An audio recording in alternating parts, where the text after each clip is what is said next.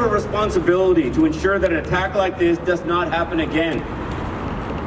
That means that those voices that call out for hate must be drowned out. And those voices that remain silent must be called out for what they are. As my good friend, Minister Hussain has said, hatred has consequences. And sadly, innocent people, like the 50 Muslims who died, are the victims of those consequences. As we honor the memories of those that were lost, let us resolve to stop prejudice in any of its forms.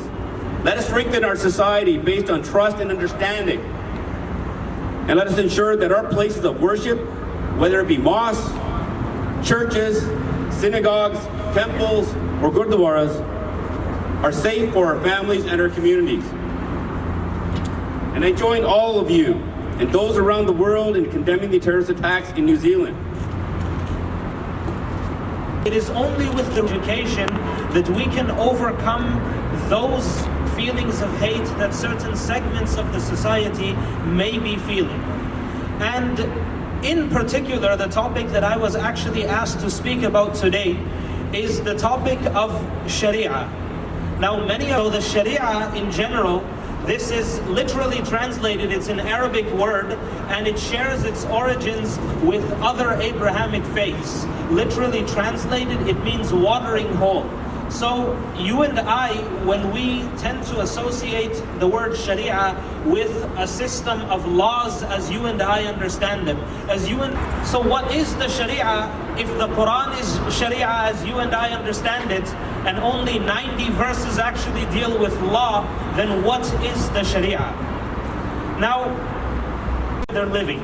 Sharia is our belief that we should not sleep on a full stomach when our neighbor is hungry. Sharia is our belief that the best of humanity is the person who is the kindest and best to his neighbors. Sharia is our belief that a believing person cannot attain the pinnacle of his faith or her faith until all of humanity is safe from the harms of their tongue and speech, as well as the harms of their actions and limbs. Sharia is our belief, the Muslim belief, that we should venerate and show respect in regard to our elders and show kindness to the weak, the fragile, and the vulnerable amongst us. Share about it. For I believe sincerely that a small group of committed people who are going to speak up in the face of tyranny and injustice, that you are to speak. It is a commandment of the Sharia that you speak truth in the face of tyranny and injustice. So when you see something happening, then it's your duty as a human being. And if you're Muslim, it's your duty in the Sharia to speak up and to not allow that. You don't have to agree with everybody's way of life. You don't have to agree with everybody's faith to allow you to speak up when somebody's faith or somebody's way of life is being insulted and degraded.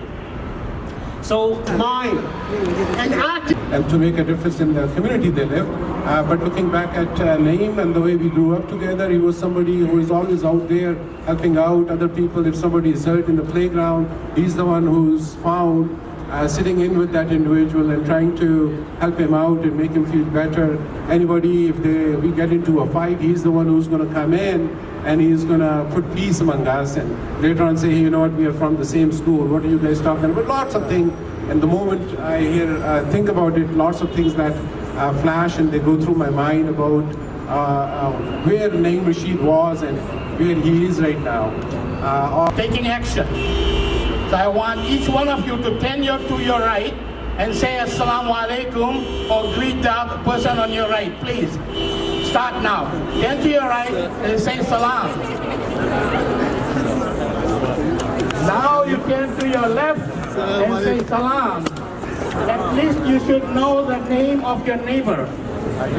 You should know the name of your neighbor.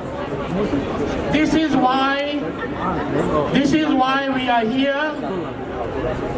We are here to join hands not only in solidarity of our brothers and sisters in New Zealand, we are here also in solidarity with each one of us, irrespective of the religion and the faith you follow. Hear the screams, I hear the cry. He was disguised. He wore a mask on his face. He ran away as we picked up the remains. He knew not one of us, not even our names, but killed us all because of our faith, because of our color, because of our race, because of the fear he hears in the news. He never bothered to ask, so he continued to choose what was true and what were lies. He targeted us to take our lives. Never trying to ask, he only ever believed. The media against us, that showed us as enemies. He entered with an idea and left with no shame, believing we were the villains. He thought he won this game. He believed he can succeed by leaving our blood all on the floor. All he left was with this crime. The moment he stepped out the door, the moment he ran, drove away from the scene as far, removed the mask out the window, threw the gun out the car. He didn't care about the details. He only cared they were dead, believing that if he killed every last one of us, the world would not flood red. It was hypocritical of him.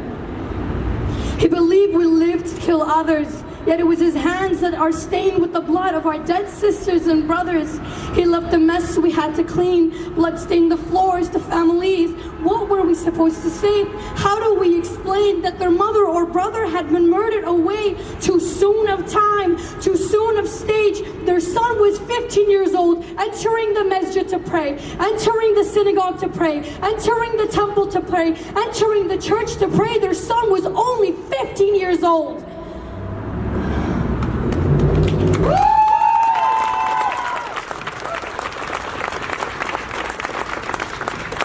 Because of a man who saw color wrong, who saw our religion as hate, used his own faith and his religion to murder, to suffocate, to keep us silent in fear. He assumed he knew best. Used the name of God to honor our murders, believing the devil's test. To him we were the chaos, the ones who were insane, who used religion to hate that he was the one that was KKK. Because when a white man murders lives, killing one or two or more, they go straight to the mental illness, dismiss the situation, and move forward. Not even thinking that maybe, just maybe, he was fine. That it was the media he viewed that made him believe these ignorant lies. It was because of his hate that he tried. It was because of his hate that they died. It was because of his hate that these lives are no longer living. They are no longer giving. They are no longer loving. They are no longer growing. They are no longer laughing. They are no longer trying. They are no longer here.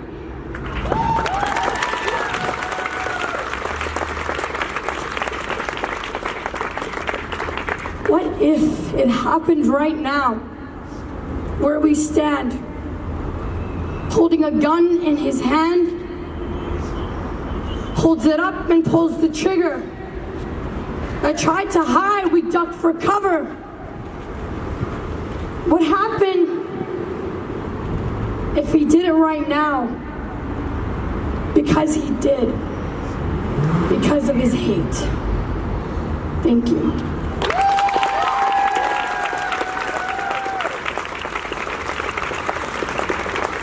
Sister Noor! That is light. That is light right there. Sister Noor, thank you so much. Yeah. In our mind, like we automatically think about Muslims or Islam, but I think it's really useful at this time today. Like the Muslims, apparently after the shooting, a lot of people have been calling that house line because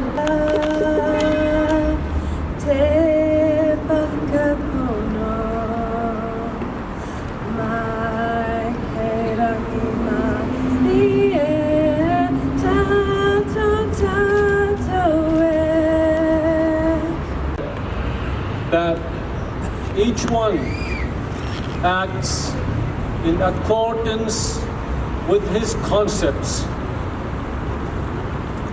People only act in accordance with what they believe.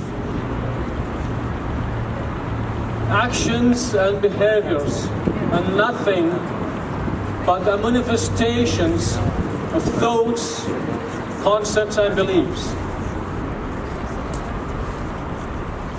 We have seen the horrible action. A new religion for this world that's called Islamophobia. Religion which has many followers and many supporters. Islamophobia, it has become a religion. Religion where people are suffering from, even if they're not Muslim, just because they look like Muslim. And just many incidents has occurred just because they look like Muslim, just because they have a beard.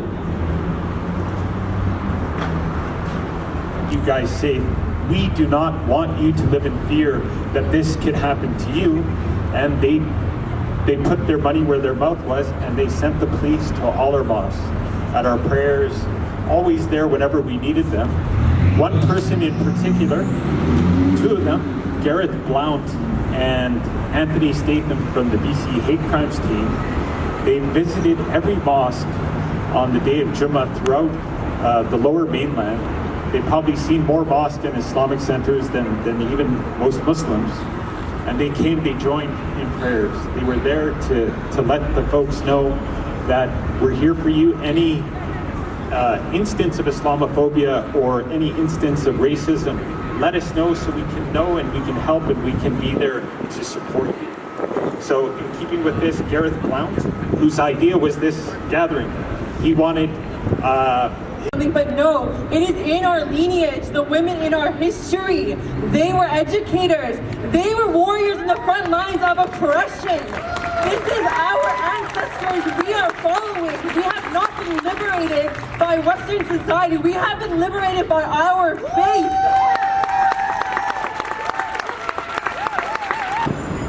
It's a tragedy that's affected each and every one of us, Muslims and non-Muslims alike. Since the time the news of the shooting came, I must say that the government of Canada has been very supportive in so many different ways. Our CMP has been calling me and has been working very closely with Brother Tariq here, alhamdulillah, and giving us contact numbers and all the contacts, email addresses for each and every one of us who would need help or would like to talk to them. They had arranged security at each and every mosque on the Friday days of prayer. And we are very thankful to them. So you see, this tragedy has brought us all here together and has united us all. My message to the haters is we will not fight hate with hate, but we will fight hate with love. We will fight hate with education. Our masjid doors, our mosque doors will be open to each and every one of you. Whenever you feel like talking to us, learning about Islam, learning about our values, we will show you the love and the affection and we'll give you tours of our mosques. You will see the love that we Muslims have in our hearts. And we will all work together and we will be united as we are today. I would like to thank our Prime Minister for taking a strong stance on this and calling this a terrorist attack. Yes, yes. And it all started from the words of the New Zealand Prime Minister. Now I'm very thankful to her for calling it what it is. And this has conveyed to the other Prime Ministers as well. And we, as leaders of each and every nation, should point it out that this was an act of terrorism. And no one, no faith, no religion would support any act like this. May the Almighty Creator protect all of us, no matter what race, what religion, what background we are from, and we should put a stop to these type of acts. And we pray for the families who have been affected in New Zealand and the families here who have been directly affected with the families out there. We thank all of you for coming here today. We thank the provincial government as well. Mr. John Horgan has been very supportive as well, just as the federal government.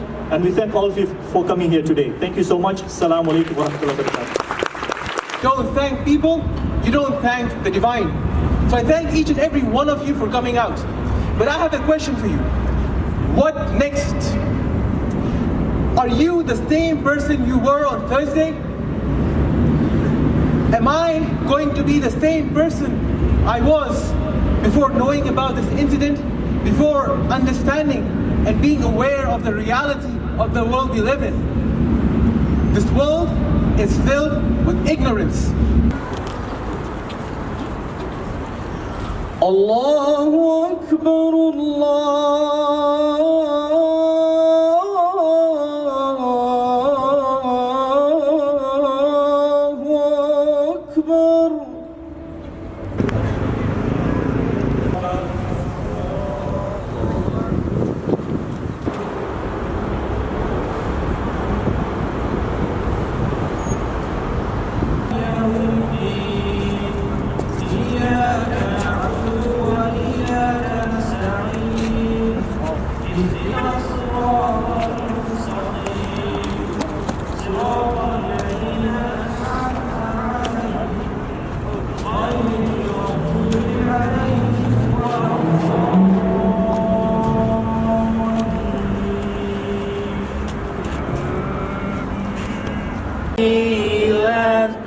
God's Pacific triple star, from the shadows of strife and war, make her praises heard afar. God defend New Zealand. And remember tonight, we're all New Zealanders. Like Canada, nobody's an outsider, or it's those people. They were all New Zealanders, just like we're all Canadians, and we all share a lot in common, regardless of our origins, our religion, our genders, what have you, that makes us different.